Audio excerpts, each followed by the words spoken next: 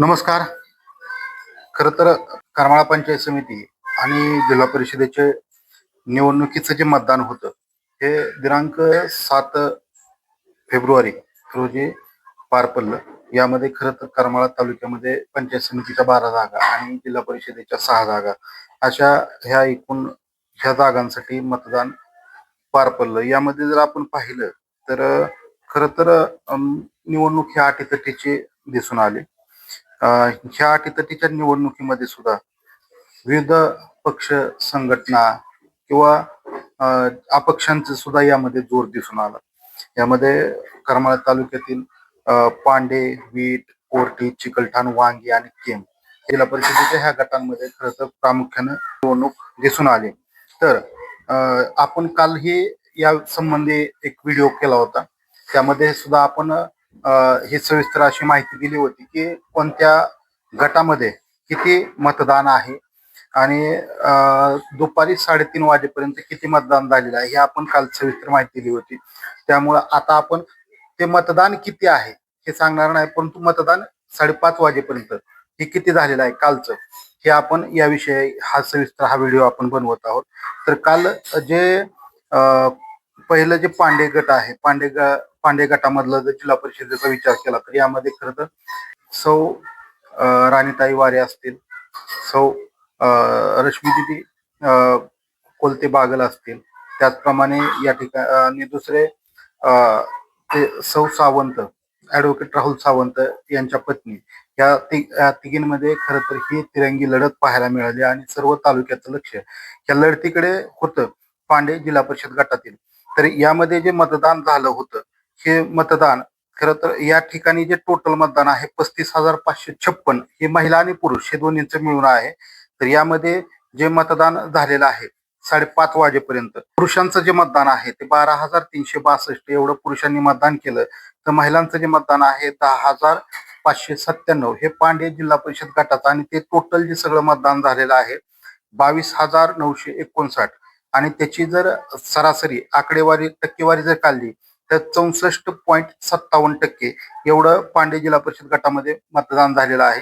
तर त्या खालोखाल वीट जिल्हा परिषद गटाचा जर आपण विचार केला तर ह्या वीट जिल्हा परिषद गटामध्ये टोटल जे मतदार आहेत हे 32,722 हे महिला आणि पुरुष मिळून आहेत. 10,406 एवढं महिलांनी मतदान केलेलं आहे. तर त्यामध्ये पुरुषांचं जे मतदान आहे ते 12,613 एवढं पुरुषांचं मतदान आहे. तर यांचं टोटल जे मतदान झालेलं आहे 23,019. तर ह्याची जी टक्केवारी आहे ते 68.26% एवढं ह्याची टक्केवारी झालेली आहे. तर त्या खालोखाल कोर्टी या वीटमध्ये जर पाहिलं आपण तर राजे भोसले आणि चिवटे या दोघांमध्ये या ठिकाणी खरं तर लढत पाहायला मिळाली आणि शिवसेनेचे त्यामध्ये सौ तनपुरे यांची सुद्धा त्यामध्ये खरं तर त्यात उमेदवारी होती. आणि कोर्टीमध्ये जर आपण पाहिलं तर कोर्टीमध्ये सुभाष गुळवे यांच्या पत्नी सौ वनिता गुळवे आणि त्याचप्रमाणे नितीन राजे भोसले यांच्या पत्नी योगिनी राजे भोसले यांच्यामध्ये खरं तर कोर्टी जिल्हा परिषद गटामध्ये ही लढत पाहायला मिळाली. कोर्टी जिल्हा परिषद गटामध्ये जर टोटल जे मतदार आहेत हे 36,874 एवढं हे मतदान आहे. तर यामधलं जे पुरुष मतदान आहे हे 12,323 एवढं पुरुषांनी त्यांच्या मतदानाचा हक्क बजावला. तर महिला जे मतदान झालेलं आहे ते 9,989 एवढं मतदान झालेलं आहे.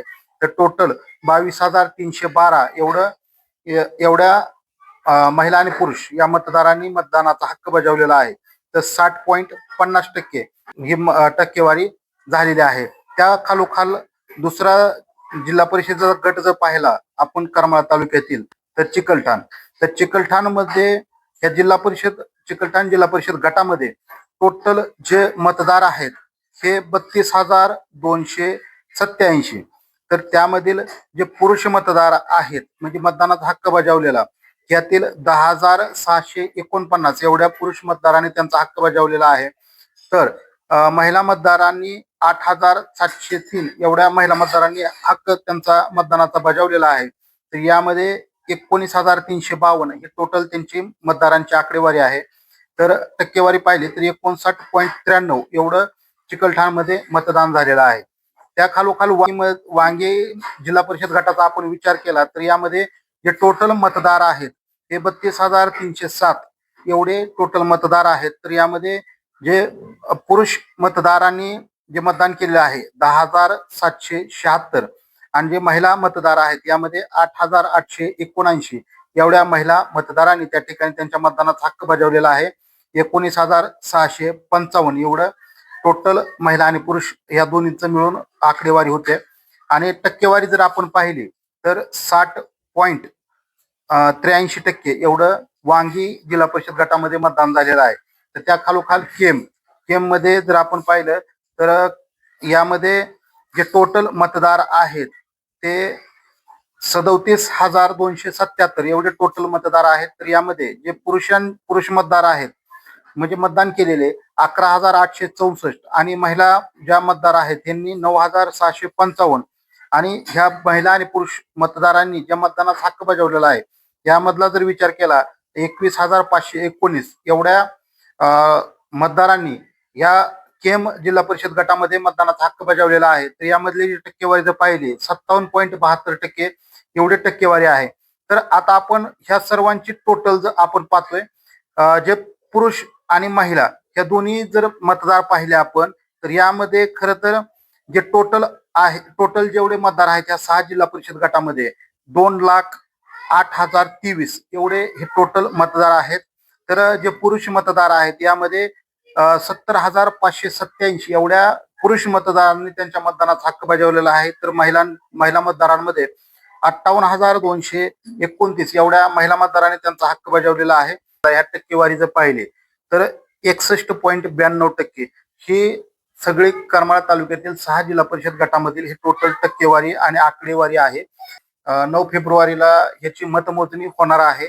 12 पंचायत समितीच्या गणामध्ये आणि 6 जिल्हा परिषदेच्या गटामध्ये कोण बाजी मारणार, कारण की करमाळा तालुका विकास आघाडी जे आमदार नारायणआबा पाटील यांच्या नेतृत्वाखाली निवडणूक लढवली त्या आघाडीने, त्याचप्रमाणे महायुतीमध्ये राष्ट्रवादी आणि भाजपा या दोन्हींनी एकत्र येऊन ही निवडणूक लढवली आणि त्यावेळेस या निवडणुकीमध्ये खरं तर माजी आमदार जयवंतराव जगताप यांनी सुद्धा ह्या महायुतीला पाठिंबा दिला. त्याचप्रमाणे शिवसेनेने सुद्धा काही ठिकाणी त्यांचे उमेदवार उभा केले होते. तर महाविकास आघाडीच्या माध्यमातून राष्ट्रवादी शरदचंद्र पवार या पक्षाकडून सुद्धा या ठिकाणी निवडणूक लढवली गेलेली आहे. आणि ही निवडणूक खरं तर ही चौरंगी म्हणता आली असती, परंतु शिवसेनेनं सुद्धा पूर्णतः ह्या ठिकाणी जागा लढवल्या नव्हत्या आणि राष्ट्रवादीनं सुद्धा संपूर्ण ह्या सर्व ठिकाणी जागा लढवल्या नव्हत्या. त्यामुळं खर तर ही दुरंगी तिरंगी लढत कशी होते हे पाहणं सुद्धा तितकंच गरजेचं असणार आहे. तर आता आपण जिल्हा परिषद आणि पंचायत समितीच्या ह्या निकालाचं ज्यावेळेस आपण पाहतोय तर यामध्ये जी मतमोजणी होणार आहे 9/2/2026 रोजी आणि सकाळी 10 वाजता या मतमोजणीला सुरुवात होणार आहे. तर जे पोस्टल मतमोजणी आहे ही 2 टेबलवर मतमोजणी सुरू होणार आहे. तर ईव्हीएम मतमोजणी ही 16 टेबलवर घेण्यात येणार आहे. तर 1 ते 8 टेबलवर पहिला गण आणि 9 ते 16 टेबलवर दुसरा गण अशा प्रकारे ह्याची रचना असणार आहे. एक गण आणि एक गट अशा प्रकारे ह्या 2 गणांची ही मतमोजणी 3 फेऱ्यांमध्ये संपणार आहे. अशा प्रकारची ही उद्या 10 वाजल्यापासून ह्या सर्व काही मतमोजणी सुरू होणार आहे आणि पहिल्यांदा पोस्टल मतदान झालेलं आहे याची ही मतमोजणी होणार आहे. त्यामुळे उद्या हे आपल्यालाही पाहावं लागणार आहे की नेमकं कशा प्रकारे ह्या निवडणुकीमध्ये रंगत येते आणि कोण बाजी मारते. कारण की करमाळा तालुक्यामध्ये आमदार नारायणआबा पाटील यांच्यासोबत यांनी एकला चलो रे हा जो नारा दिला आणि त्यानंतर प्रचार सभांमधनं सुद्धा त्यांनी सांगितलं की मला एकटं पाडलं गेलेलं आहे. त्यामुळे खरं तर जनतेवर हा इफेक्ट किती पडलेला आहे किंवा जनतेनं किती प्रमाणात त्यांना मतदान रूपी आशीर्वाद दिलेला आहे किंवा किती प्रमाणात त्यांचे मुद्दे स्वीकारलेले आहेत. तर महायुतीच्या माध्यमातून भाजप आणि राष्ट्रवादी ही एकत्र आली होते. तर एकत्र आल्यानंतर सुद्धा ह्या दोघांचे जे मुद्दे होते, आम्ही करमाळा शहराच्या करमाळा तालुक्याच्या विकासासाठी एकत्र आलेलो आहे आणि हे विकासाच्या मुद्द्याला घेऊन त्यांनी सर्वांनी एकत्र येत ही निवडणूक लढवली. त्यामुळे खरा महायुती जे आहे त्यांनी नारायणआबा पाटील हे कशा प्रकारे करमाळा तालुक्याचा विकास करू शकत नाहीत हे त्यांच्या सभांमधनं सांगत होते. त्यामुळे त्यांचे मुद्दे त्यांनी किती प्रभावीपणे मतदारांपर्यंत पोहोचवलेले आहेत आणि मतदार सुद्धा या सर्वांचे मुद्दे ध्यानात घेऊन कशा प्रकारे मतदान केलेलं आहे हे सुद्धा उद्या स्पष्ट होणार आहे. आणि करमाळा पंचायत समितीवर खर तर याच्या आधी आमदार नारायणआबा पाटील यांची एक हाती सत्ता होती. आमदार नारायणआबा पाटील यांच्या ह्या करमाळा तालुका विकास आघाडीला पराभूत करण्यासाठी हे सर्वांची ताकद पुरेशी होईल का हे सुद्धा पाहणं तितकंच गरजेचं असेल. आणि 9 तारखेला ह्या सर्वच घडामोडी नेमक्या कशा घडतात हे सुद्धा पाहणं तेवढंच गरजेचं असणार आहे. जे मतदान झालं त्या मतदानामध्ये बऱ्याच ठिकाणी ईव्हीएम मशीन बंद पडणं असेल किंवा इतर काही गोष्टी झाल्या, परंतु त्या किरकोळ झाल्या. मतदान शांततेत पार पडलं आणि हे शांततेत पार पडलेलं मतदान करमाळा पोलिसांचा असलेला चोख बंदोबस्त ह्या सर्वच गोष्टींचा विचार करता आता अशा प्रकारे कल कुठं झुकतोय हे येत्या काही तासांमध्ये आपल्याला हे चित्र स्पष्ट होणार आहे. तरी उद्याचा निकाल संघर्ष न्यूज सोलापूरवर आम्ही वेळोवेळी अपडेट देण्याचा प्रयत्न करणार आहोत. धन्यवाद.